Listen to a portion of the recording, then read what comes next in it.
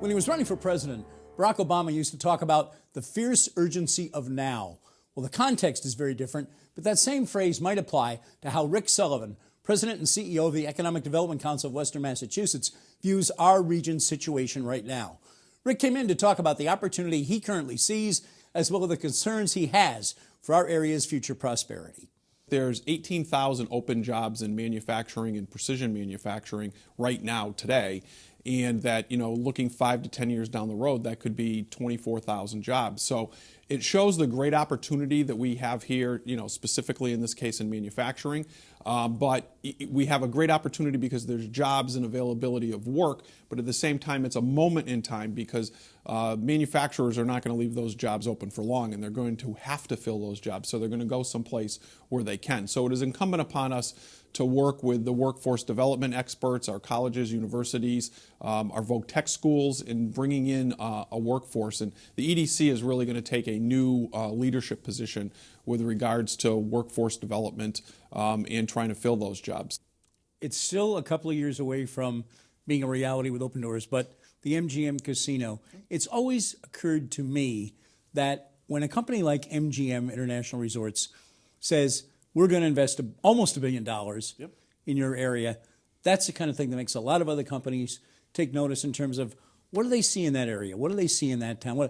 Is that impacting at all who you talk to and who's willing to talk to you and see you and hear some of your ideas about our area? Sure, absolutely. There's no question that once you have, kind of one of the big, industry leaders in whatever industry it is decide that they're going to come to your location, that gets absolutely everybody's attention. Certainly all those that are in ancillary, businesses. So you've already seen, for instance, the laundry company that's moved here to Springfield, and we think there'll be others. We've seen the same with the Chinese rail car company. We've seen companies that have begun to say, okay, why did that happen? And seen some interest in terms of, okay, is Springfield and Western Mass a good place for those investments? So it absolutely matters.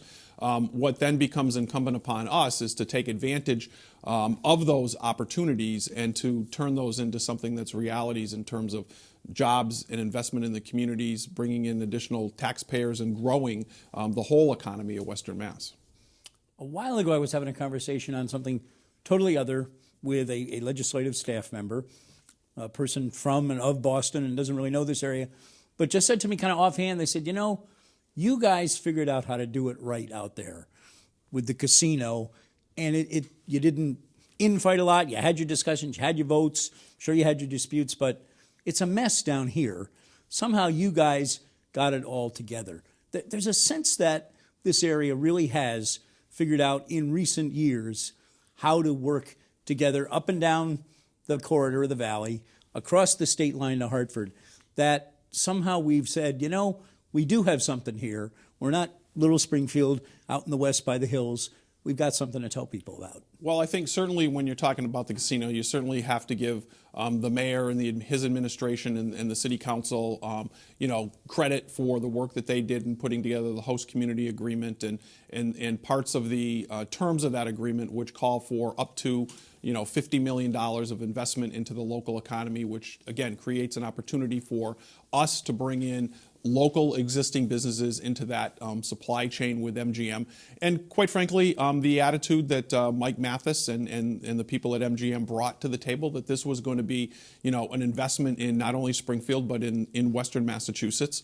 They needed to grow Western Massachusetts to obviously create a good market for its business, but at the same time have worked very closely with the community groups and other groups. They've certainly come in and done the sponsorship, but they've also put in their time with those organizations as well. And that means the world of difference. That means you have a very good neighbor, a very committed business partner in those operations. In terms of the larger conversations, I think Western Massachusetts for a long time now has understood that if we are going to be successful, we are going to be successful if we do it together.